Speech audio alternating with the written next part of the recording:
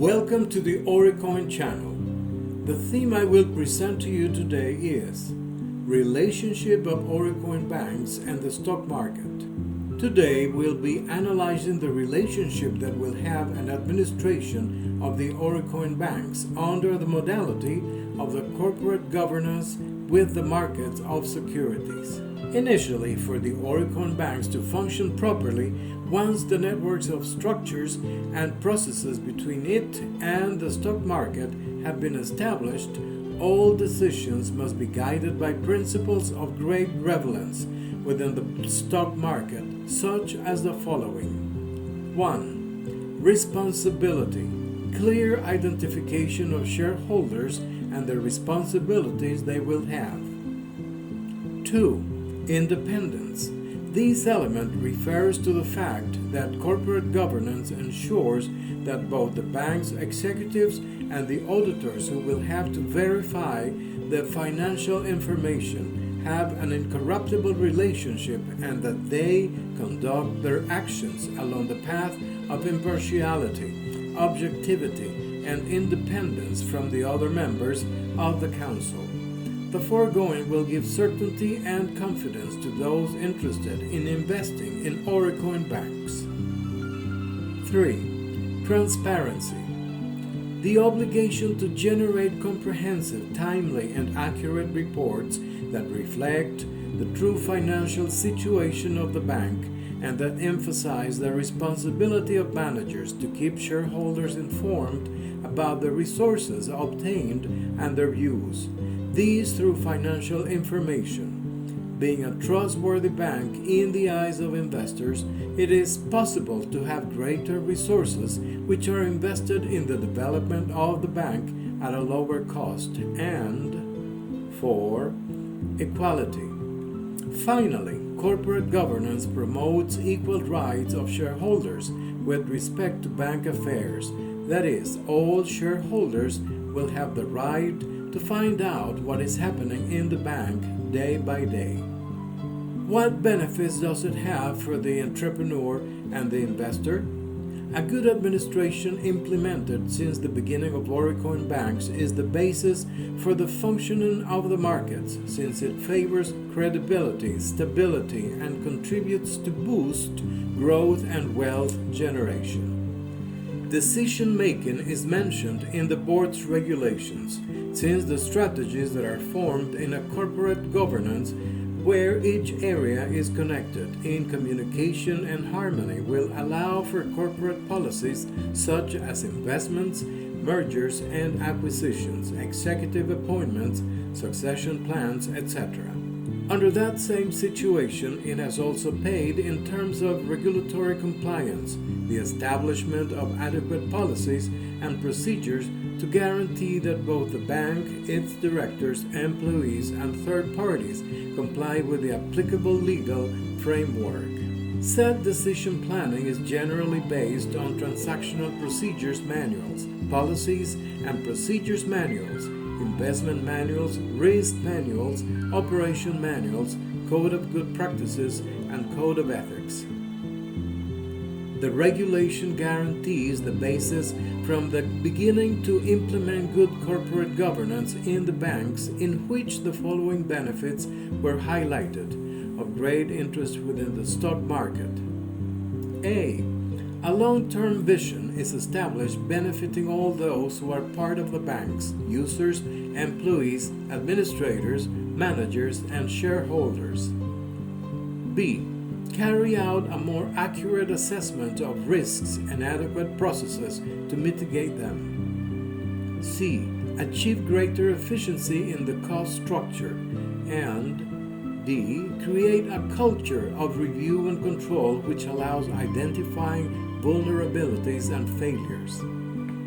The aforementioned makes the bank more attractive to investors and lenders, opening up the possibility of financing through the stock market at lower costs, making them more profitable, efficient, and competitive, away from corruption and mismanagement, increasing their value in benefit of shareholders, users, and related stakeholders.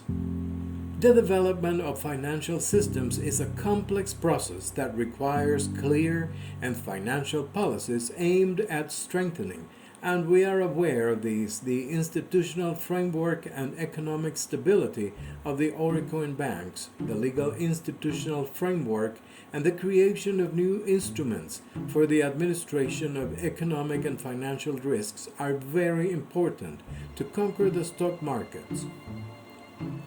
The capital markets appreciate the introduction of good corporate governance practices more. The regulation focused on enhancing the role of investors, strengthening the participation and rights of users, shareholders, and investors, and improving the transparency and information practices of the banks. The effective implementation of the regulation will improve the quality of the legal and regulatory frameworks and will strengthen cooperation between the Auricoin Bank worldwide in the exchange of information on the application of the regulations that concern corporate governance.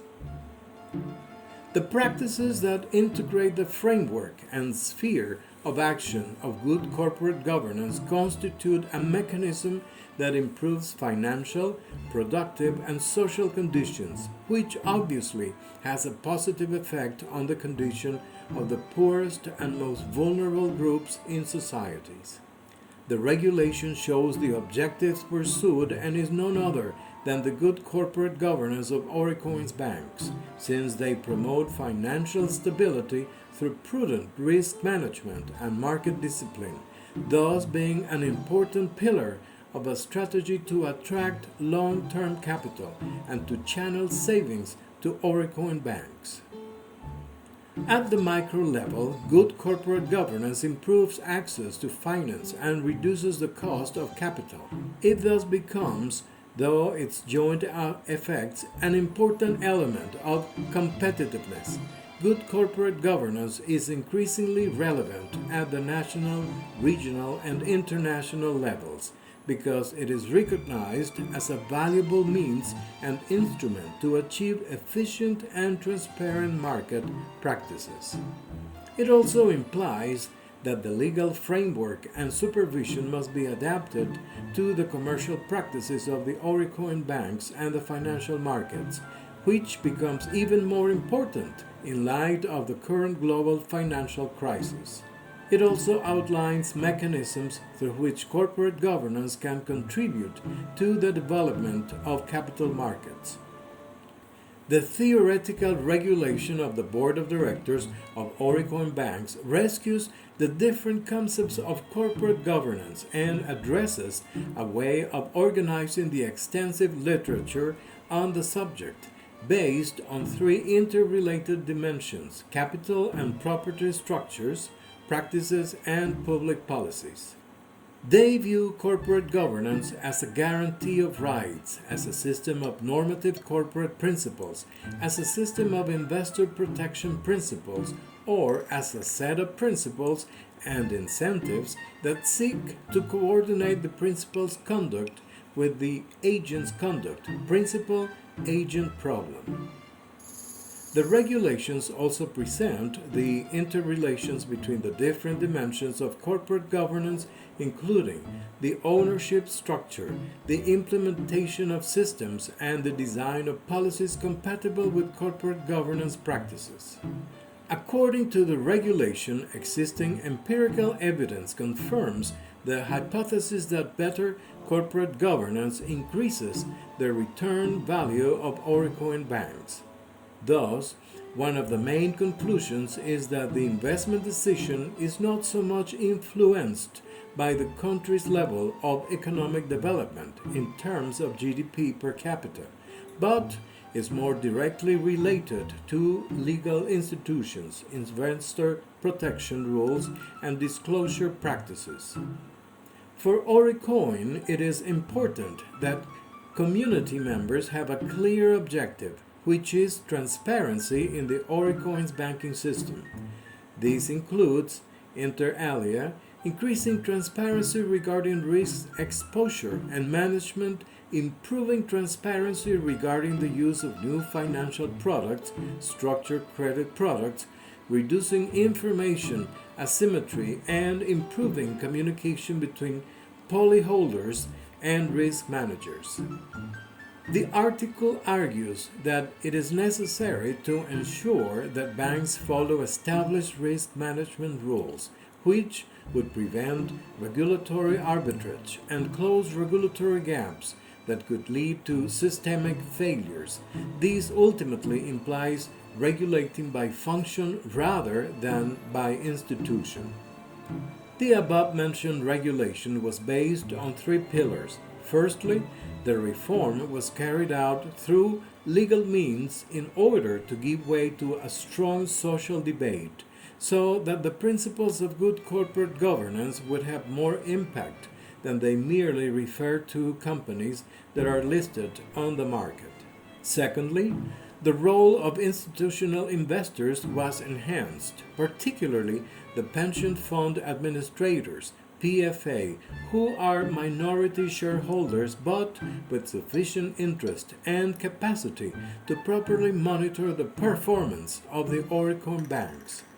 In addition, because they manage funds of high social interest, compulsory savings and social control over these funds is strong. Based on this analysis, the regulations hold that the absence of efficient regulation or good corporate practices can destroy value for shareholders, employees, executives, and for society as a whole. Therefore, efficient regulation and oversight are essential to maintain the integrity of Auricoin banks, maximize the value of the banks, and maintain confidence in a global environment.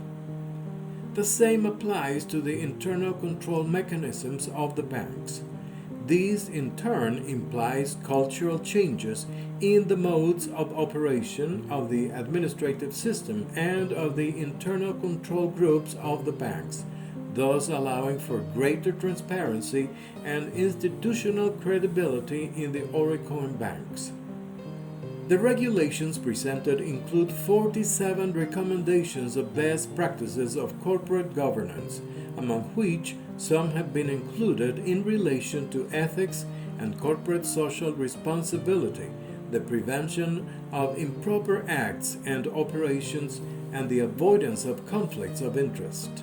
This regulation, as it was presented, guarantees for the Auricoin Bank the necessary tools from the beginning for the entrance to the capital markets. If you want to study the Auricoin Bank's Board of Directors regulations, you can find it in the blog and in the Auricoin YouTube channel. In the description of this video, I share with you the links. If you have any suggestion or wish to comment on it, you can do so by sending an email to franquiciasauricoin.org. Thank you for tuning in. Until the next program, where we await you with another analysis of interest to all our viewers on topics that are of interest to you. Was with you, Kelly.